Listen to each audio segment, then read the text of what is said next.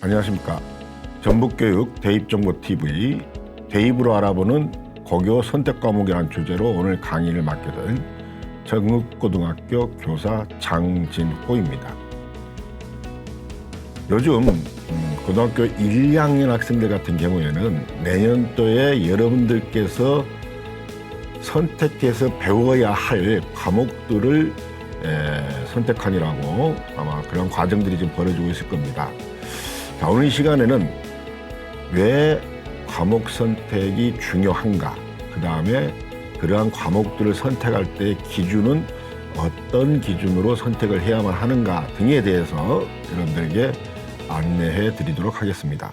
자, 오늘 순서는 먼저 현재 여러분들께서 배우고 있는 교육과정인 2015 개정교육과정의 특징에 대해서 먼저 말씀을 드리겠고요. 두 번째는 학생부 종합전형의 평가 요소가 여러분들이 과목을 선택하는 것과 어떤 관련성이 있는가에 대해서 말씀드리겠습니다. 마지막으로 과목 선택의 기준에 대해서 말씀드리도록 하겠습니다. 자, 먼저 2015 개정교육과정입니다. 자, 이 2015 개정교육과정은 지금 고등학교 1학년 학생들까지 지금 해당되는 교육과정이 되겠습니다. 교육과정이라고 하는 게 무엇이냐라고 하면은 일종의 설계도라고 생각하시면 되겠습니다. 자, 학교 교육에서 왜, 무엇을, 어떻게, 어느 수준과 범위로 가르치고 평가하느냐를 계획한 교육 설계도라고 생각하시면 좋을 것 같습니다. 참 많이 변해왔습니다. 교육과정의 변천사를 보시는데요. 그냥 참고로 한번 봐주시고요. 지금 1학년들까지는 2015 개정교육과정에 해당이 되고, 그 다음에 현재 중학교 3학년 학생들, 내년에 고등학교 들어온 신입생들이죠. 이 학생들부터는 아시다시피 고교학점제가 전면적으로 시행이 되면서 2022 개정교육과정이 적용이 됩니다. 자, 그러면은 2015 개정교육과정의 주요 방향은 첫 번째, 기존의 교육과정보다 학생들의 과목 선택권이 더욱더 다양해졌었다라고 하는 것에 특징이 있겠고요. 학습량이 좀 감축이 되었습니다. 그러면서 학생 참여형 수업으로 교육과정이 좀 전면적으로 개편이 됐었습니다. 자, 참여형 수업을 하다 보니까 토론, 탐구 활동 등의 중심으로 과정 중심 평가로 평가도 바뀌게 된 그런 특징을 좀 가지고 있는 교육과정이다라고 생각하시면 되겠습니다. 자, 그럼 여러분들 이미 이제 이 표는 학교에서도 많이 보셨을 거예요. 자, 현재 여러분들이 2015 개정교육과정에 의해서 배우고 있는 교과는 자, 크게 보통교과와 전문교과로 나눠지는데요. 전문교과는 전문교과 1, 전문교과 2. 전문교과 1은 우리가 흔히 얘기하는 특목고 학생들의 교육과정이라고 생각하시면 되겠고요. 전문교과 2는 특성화고 학생들의 교육과정이라고 생각하시면 되겠습니다. 그래서 보통 일반계 고등학교는 보통교과를 가지고 주로 선택을 하게 돼 있는데요.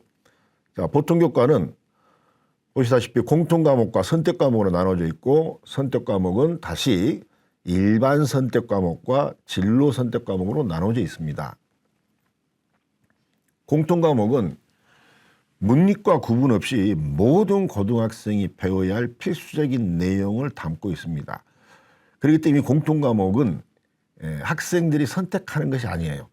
이것은 지정이 되어 있습니다. 그래서 여러분들이 중학교에서 고등학교 입학해서 보니까 교과서가 여러분들 앞에 기다리고 있었잖아요. 여러분들이 선택 없이 이제 공통 과목이라는 것이죠. 자, 그다음에 선택 과목은 일반 선택과 진로 선택으로 나눠지는데, 일반 선택은 각 교과별 학문의 기본적 이해를 바탕으로 한 과목이다. 지금 무슨 얘기냐? 공통 과목에서 여러분들이 배운 내용에서 조금 더 이제 깊이 들어가게 되는 것이죠. 각종 전문 분야로 들어가게 되는 것이고요. 진로 선택 과목은 교과 융합 혹은 진로 혹은 심화 혹은 실생활 체험이 가능한 과목, 학습이 가능한 과목들로 이루어져 있고요. 현재 저희 교육과정상 진로 선택 과목은 3과목 이상 선택해서 이수하도록 규정이 되어 있습니다. 예. 자, 그럼 어떤 과목들로 구성이 되어 있는가를 보시면 먼저 교과군이 있고요. 과목이 있죠. 공통 과목으로는 국어, 수학, 영어, 한국사, 통합사회, 통합과학, 과학탐구 실험. 이게 이제 주로 여러분들이 이제 1학년 때 배우고 있거나 아니면 배웠었던 과목들이죠.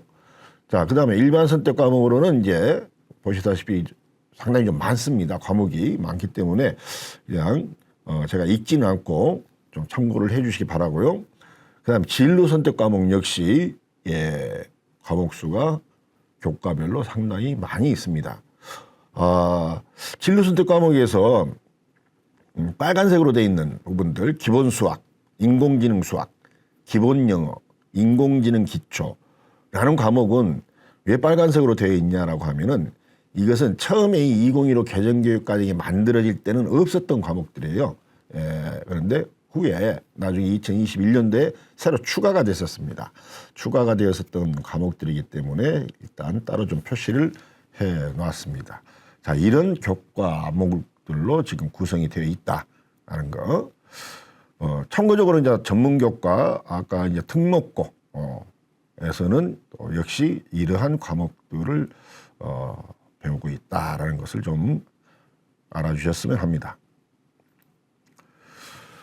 자, 그럼 평가는 어떻게 하느냐? 자, 여러분들 아마 중학교 때와는 다른 평가가 이루어지고 있다라고 하는 것은 잘 아실 겁니다.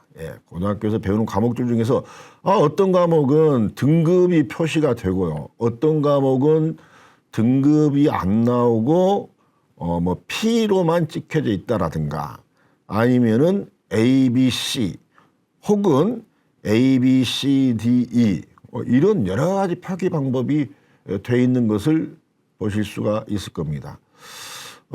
석차 등급이 나온 것은 한마디로 쉽게 생각하시면은 공통 과목과 일반 선택 과목이다라고 생각하시면 됩니다. 근데 일반 선택 과목 중에서도 체육과 예술 분야 계통은 빠지고, 그래서 보통 생각하시면은 국영수, 사학, 과학, 교과에 해당하는 일반 선택 과목 이렇게 생각하시면 조금 이해하기 좀 쉽지 않을까 싶습니다. 물론 그 외에 여러분들이 배우시는 기술점 과정이나 제2외국어, 한문도 역시 들어갑니다. 그것은 표에 보시는 바와 마찬가지로 생활점 교양 과목에 해당되기 때문에 석차 등급이 표기가 됩니다. 자, 그다음에 1학년 때 배우는 공통 과목은 과학 탐구 실험은 석차 등급이 나오지 않고요. 성취도 3단계, 즉 A냐, B냐, C냐로만 표기가 됩니다. 또 하나 이제 중학교 때와 다른 점은 여러분들이 이제 소규모 학교나 아니면은 2학년 올라가면서 과목들을 선택하다 보니까 한 과목을 수강하는 인원이 13명이 안 되는 경우가 나옵니다. 자, 이럴 때는 자, 어떻게 등급을 매기느냐라는 문제가 또 많은 학생들이 좀 궁금해하는 문제인데요. 자, 그럴 때는 이제 등급을 매길 수도 있고요. 학교에 따라서 혹은 등급을 매기지 않고 그냥 점만 찍고 넘어갈 수도 있습니다. 자, 그런데 왜 13명이냐라고 하면은 자, 아시다시피 고등학교는 9등급 상대평가죠. 9등급제인데 1등급은 전체 수강 인원의 4%입니다. 4% 반올림이 됩니다. 반올림이 되기 때문에 자, 13명이 되면은 13명의 곱하기 0.04다 보니까 0.52. 즉 그래서 한 명이 나오는 거죠. 1등급이 한 명이 나온다. 그런데 12명이 되면은 1등급이 나오지 않는다. 해서 기준점을 13명으로 저희가 삼고 있습니다.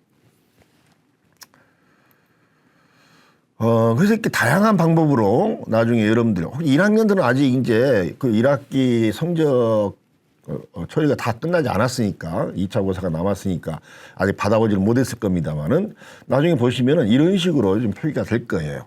뭐, 과목이 있고 단위수로 한 것이 있습니다. 이 단위수는 지금 사실은 예, 2학년까지는 학점 수가 되겠죠. 학점.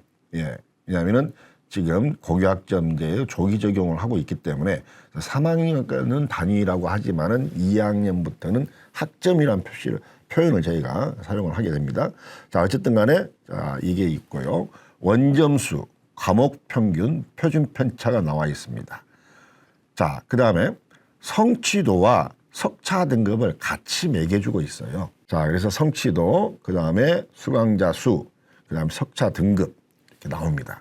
자, 그런데 여기 보시면 일본어 원 같은 경우에 보니까 자, A 나오고 수강 인원이 12명이었어요. 12명이다 보니까 아까 제가 말씀드린 대로 점을 찍을 수도 있다. 등급을 아예 매기지 않는 것이죠. 예. 자, 진로 선택 과목은 어떻습니까? 진로 선택 과목은 아까 말씀드린 대로 A, B, C. 그 다음에 석차 등급이 있어야 할 자리에는 그 과목을 수강한 인원 중에서 A를 맞은 학생의 비율이 그 다음에 B를 맞은 학생 비율, C를 맞은 학생 비율을 갖다가 각각 적어주게 되어 있습니다. 자, 이것이 현재 고등학교 1학년까지의 어떤 성적 표기 방법이다라고 보시면 좋을 것 같습니다. 자, 다음은 학생부 종합전형의 평가 요소를 살펴보도록 하겠습니다. 학생부 종합전형에 대해서는 그때요 따로 제가 이 자리에서는 설명드리지 않겠습니다. 왜냐하면 다른 선생님께서 그 학생부 종합전형만 가지고 또 강의를 좀 해주시기 때문에 그렇고요. 저는 간단하게 평가 요소를 간단하게 말씀드리고 이 평가 요소 중에서 어떠한 것이 오늘의 주제인 과목 선택과 연관성이 있고 있는가에 대해서 말씀드립니다. 학생부 종합전형은 2008 대입부터 시작이 됐어요. 그때 당시에 서울의 주요 대학 10개 대학에서 그때는 명칭이 입학사정관 전형으로 시작을 했었습니다. 보세요. 253명, 10개 대학에서 253명 모집했었어요. 첫 번째, 첫 해는. 아주 숫자적으로는 적었죠. 그리고 교외 활동까지도 반영을 했었습니다. 학교 바깥에서 했었던 활동까지도 반영을 했기 때문에 이른바 스펙 전쟁이 벌어졌었죠. 자, 그러다 보니까 많은 부작용도 일어났고요. 좌우지간 그랬었습니다. 좌우지간. 그래서 2014 대입부터는 입학사정관 전형이라는 명칭 대신 학생부 종합전형이라는 명칭으로 바뀌어서 오늘날까지 쭉 이어져 오고 있고, 그 다음에 교외 활동은 이제 반영하지 않습니다. 예, 교내, 학교 안에서 여러분들이 주로 수업 시간에 이루어진 활동으로만 평가를 하게 돼 있고요. 주요 대학에서 가장 많은 신입생을 선발하는 전형으로 확대가 되었습니다. 물론 서울의 16개 대학 같은 경우에는 정시 모집 비율이 40%를 지켜야 되기 때문에 단일 전형으로는 그게 가장 많이 돼 있지만은 어쨌든 간에 서울 전체 혹은 수도권 이렇게 놓고 봤을 때는 정시 못지않게 많이 모집하고 있는 전형이다라고 보시면 되겠습니다. 자, 올해 대입에서는 전국적으로 학생부 종합전형으로는 7만 9천여 명을 모집합니다. 아까 이제 제가 여러 가지 변화가 있어 왔다고 말씀드렸지 않습니까? 예, 그래서 학생부 종합전형에 있어서도 많은 어떤 굴곡이 좀 있어 왔었습니다. 자, 그래서 보시는 바와 마찬가지로 고교 프로파일이 전면 폐지가 되었었고요. 그 다음에 교사 추천서가 없어졌고 학생부 기재 항목이 축소되기 시작했었고요. 예. 자기소개서가 문항이나 글자 수가 축소되고 결국에는 작년 입시에서는 모든 대학에서 폐지가 됐었고, 정규 교육과정 외 비교과 활동 대입 반영하는 것을 폐지했었고 하는 이러한 변화들이 있어 왔습니다. 그러니까 불과 한 4년 전, 3, 4년 전에 학생부 종합전형과 비교하자면은 상당히 학교생활기록부에서 반영되는 항목이나 분량이 많이 줄어든 상태이고 학생부 이외에 있었던 서류들이 전면적으로 다 없어진 그런 상태가 되겠습니다. 자, 그래서 이제 현재 그렇죠. 작년부터는 지금 주요한 것을 보자면은 자율동아리가 대입에 미반영됩니다. 청소년 단체 활동이 미기재입니다. 예. 영재 발명교육 실적 미반영. 특히나 독서와 수상 경력이 재작년까지는 그래도 수상 경력까지는 학기당 한 건, 독서는 도서명과 저자 뭐 이렇게라도 생기부에 적어서 반영을 했었는데 작년부터는 대입의 미반영입니다. 미기재라고 하는 것은 아예 학교생활기록부에 적지 않는다라는 얘기예요. 예, 적지 않는다라는 얘기고, 미반영은 학교생활기록부에는 기재를 합니다. 하는데 이게 대학으로 평가 자료로서 넘어갈 때는 반영을 하지 않는다는 얘기죠. 즉 평가 자료를 활용하지 않는다. 아예 식권을 지워버린다. 라고 생각하시면 되겠습니다. 자, 이렇게 지금 학교생활기록부와 변화가 있어 왔다라는 점을 말씀드립니다. 이것은 지금 저희가 학생부 종합전형에 한해서 지금 적용되는 사항입니다. 학생부 교과전형 같은 경우에는 뭐 다들 아시다시피 수시 모집에서는 주로 등급 이수단위 반영해서 과목별 반영 교과목에 해당하는 등급과 이수단위 나누기 과목수 뭐 이런 식으로 대략적으로 계산되겠죠. 그래서 환산점으로 계산해서 평가를 하는 것이니까 별 문제가 없었어요. 그러나 학생부 종합전형은 이렇게 많은 변화가 있어 왔다라는 점 알아주십시오. 자, 그러면은 학생부 종합전형에서 서류 반영되는 것이 많이 축소가 되었는데 그럼 어떤 변화가 생길까요? 정량적인 교과 성적의 중요성이 증가했다라고 먼저 말씀드릴 수가 있습니다. 이건 제 의견이라기보다는 물론 저도 이렇게 생각합니다만은 대학의 평가를 실제로 담당했었던 사정관분들의 공통적인 이야기다라고 보시면 될 것 같아요. 학생부 종합전형은 성적이 별로 중요하지 않잖아요. 뭐 이런 얘기도 있었어요. 성적보다는 스펙이다. 쉬운 말로 스펙이다. 뭐 있었는데 그건 잘못된 오해였었고 예전에도 성적은 중요했습니다. 중요했지만은 그 중요도가 더더욱 더 커졌다라고 생각하시면 될 것 같습니다. 자, 그 다음에 세특이나 창체 기록. 이게 지금보다도 더 꼼꼼히 충실하게 내실화된 기록이 필요하다라는 것이에요. 많은 대학에서 이렇게 얘기합니다. 학생들의 평가를 해보고 나니까 학생들의 학교생활기록부의 어떤 수준이라고 할 수 있는 것이 전반적으로 상향 평균화되어 간다라는 얘기를 좀 많이 하더라고요.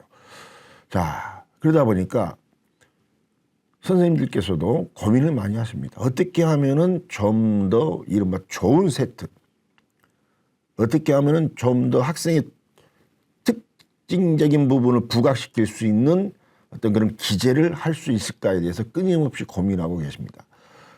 그래서 그런 기록의 중요성들이 더더욱 증가할 것이고요. 또 해왔고. 자, 세 번째가 중요한 거예요. 사실은 대학들은 전공 관련 교과목을 이수했느냐 이수하지 않았느냐를 평가에 반영하는 부분은 예전에도 했었다고 합니다. 하지만은 예전에는 그것 말고도 평가할 수 있는 자료가 풍부했기 때문에 이 교과목의 선택 여부가 그게 크게 영향을 끼치지는 않았었다는 것이에요. 하지만은 지금은 상황이 변했잖아요. 왜냐하면 서류들이 대거 없어지고 생기부가 축소가 되고 하다 보니까 이 교과목 선택에서 이수했는가의 여부가 평가에 있어서 큰 부분을 차지하기 시작했다라고 이야기들 합니다.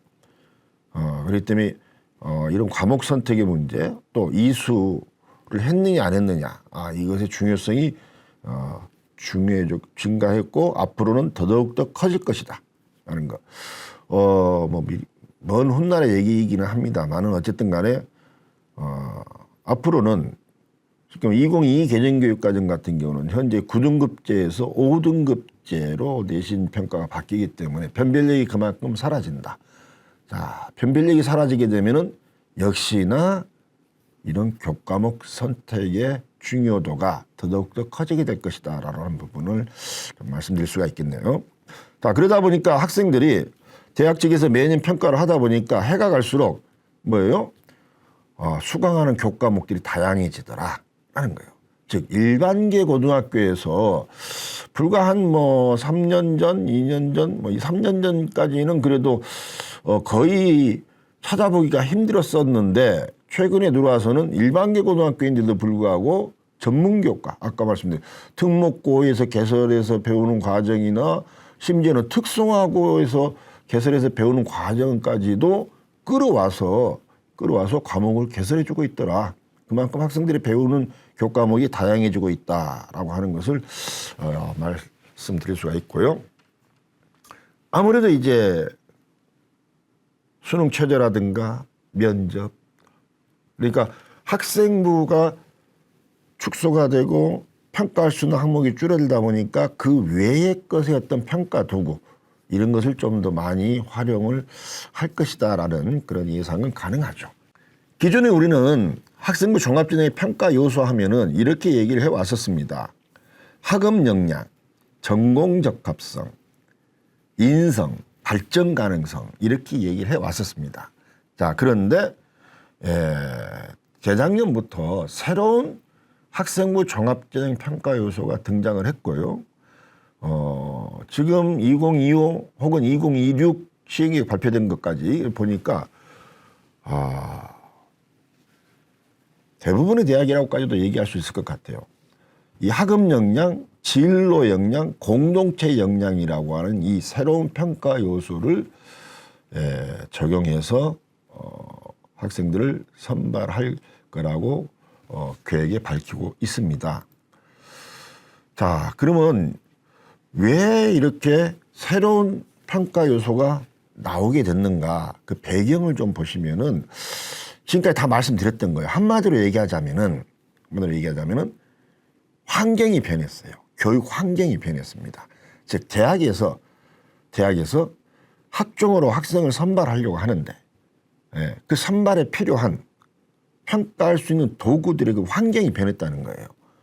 생기부가 내용이 축소가 됐고 항목이 빠진 게 많고 교사 추천서와 자기소개서가 폐지가 됐고 블라인드 평가가 이루어지고 있고 또 2015 개정교육과정이 학교육 현장에 적용이 되면서 현장에 많은 변화가 있었습니다. 아까 말씀 수업 방식에도 변화가 있고 평가 방식에도 변화가 생겼고 그러면은 학생부 종합전형도 역시 뭔가 새로운 평가 요소로서 선발을 해야 되겠구나는 필요성을 느끼게 된 것이죠. 자, 어떻게 바뀌었습니까? 자, 왼쪽에 이러한 평가 요소였었던 것들이 자, 새롭게 이렇게 바뀌었습니다. 학업 역량이라는 표현은 그대로 가져왔었죠. 학업 성취도 그대로 씁니다. 의지, 학업 태도와 의지인데 의지가 빠졌죠. 의지를, 학생의 어떤 의지를 이제는 학교 생활 기록부만 가지고 평가를 하는데 이게 어떻게 제대로 평가가 될 수 있을까라는 측면에서 이걸 뺐다 그러고요. 탐구 활동이란 말이 탐구력이란 말로 바뀌었습니다. 탐구력은 어떤 대상에 대해 호기심을 가지고 깊게 꾸준히 연구할 수 있는 역량이라고 정의를 내릴 수가 있겠습니다. 탐구 활동이라고 하다 보니까 학생들이 혹은 선생님들도 오해를 하고 계시더라. 뭐요? 탐구 활동의 숫자를, 양을 중시 여기는 그런 경향으로 흘러가더라라고 이야기를 합니다. 그래서 우리가 양을 보려고 하는 게 아니라 역량, 그 학생이 그 교과목에 대해서 혹은 그 수업 시간에 어떠한 역량을 보여주었느냐를 평가하고 싶다. 그래서 용어 자체를 바꿨다라고 얘기를 하고요. 자, 전공적 합성이라는 표현을 이제는 좀 쓰지 않고 진로 역량이라는 말로 바꿔서 저희가 쓰고 있습니다. 그래서 전공 이렇게 좁게 한정돼서 얘기하는 것이 아니라 조금은 더 넓게, 그래서 계열 단위로 이야기를 한다든가, 그다음에 전공 관련 활동과 경험이란 표현을 아예 뺐죠. 그래서 진로 탐색 활동과 경험, 즉 학생이 중간에 진로가 바뀔 수 있는 학생도 있고 여러 가지 경우가 있잖아요. 그렇기 때문에 꼭 전공이라고 하는 한 학과 한 전공에만 맞춰서 3년을 내리 활동하는 거 이거 별로 바람직하지 않다. 그래서요, 학생들이 본인의 최종적인 진로를 찾아가기 위해서 얼마나 어떠한 노력을 기울였는가, 그 과정을 한번 살펴보겠다는 거예요. 그런 노력의 과정이 있으면 우리는 참 좋게 평가를 해주겠다라는 말로 대학은 그렇게 이야기를 하고, 그래서 용어 자체를 진로 역량이라는 표현을 사용하기 시작했다. 그다음에 인성 발전 가능성 부분에서 공동체 역량 부분으로 상당히 갔고요. 또 일부는 진로 역량 쪽으로도 보내서 이렇게 세 개, 학업 역량, 진로 역량, 공동체 역량, 이렇게 세 개의 평가 요소로 변화가 됐습니다. 자, 그렇다라고 한다면은 간단하게 보시면 학업 역량은 내신 성적 아닙니까? 일부는 맞는 얘기라고 봅니다. 하지만은 학업 역량이라는 표현은 대학에서 만들어낸 용어이기 때문에 대학이 생각하는 학업 역량은 그게 아니고 이 학생이 대학 교육을 충실하게 이수하는데, 즉 대학 수업, 교수님들의 수업을 잘 따라오고 잘 이해하고 소화시킬 수 있는 능력이 있는가 없는가를 평가하겠다는 거예요. 자, 그래서 이러한 평가 요소로 지금 하고 있고요. 진로 역량입니다. 우리가 오늘 주제가 과목 선택입니다. 과목 선택과 직접적으로 지금 관련이 있는 평가 요소는 이 진로 역량이 되겠습니다. 자, 진로 역량. 자신의 진로와 전공, 계열에 필요한 과목을 선택해 이수한 정도를 우리는 보겠습니다라는 것인데요. 교과 이수 노력. 자, 전공과 관련된 과목을 적절하게 선택하고 이수한 과목이 얼마나 되느냐. 자, 그다음에 추가적인 노력을 했느냐. 공동교육 과정이라든가 온라인 수업이라든가 뭐 이런 것들 좀 보겠다는 것이고요. 그다음에 위계가 맞는가 안 맞는가도 오늘 보겠다는 거예요. 선택한 과목의 위계를 좀 따집니다. 자, 그다음에 물론 그 전공 관련 교과목들 성취도 보겠죠. 성취도 보겠죠. 진로 탐색 활동과 경험 보겠죠. 이걸 아까 말씀드렸습니다. 자, 공동체 역량이 있고요. 한번 살펴보시고 넘어가도록 하겠습니다.